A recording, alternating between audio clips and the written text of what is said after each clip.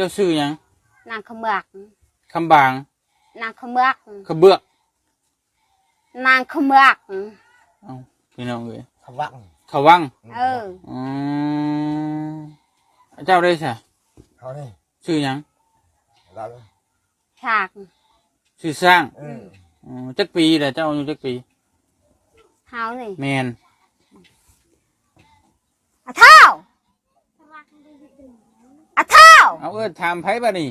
ทำลานฮะนี่ถ้าถามนั้นข่อยถามเจ้านั่นไดทำฮะนี่มาให้เฮาเฮ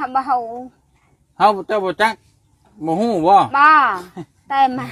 แต่ถอกเมียเขาถามชื่อเจ้าสิถามลานเฮาบ่ฮู้ชื่อบ่ฮู้อายุเลยบ่ไปตามได้ลอง20 ปีไปเนาะ20 ปีมันบ่แม่น20 ปีน่ะกว่าอีกบ้านเลย50 ปีบ่ฮอดอัน50 ปีก็บ่ฮอดประมาณ30ปลายนี่แหละเจ้า30 ปลายนี่บ่จื้อดีบ่เดี๋ยวนี้บ่เฮาเจออะไรตายลูกเจ้าก็ได้บ่จดบ่แต้มไม่แน่บ่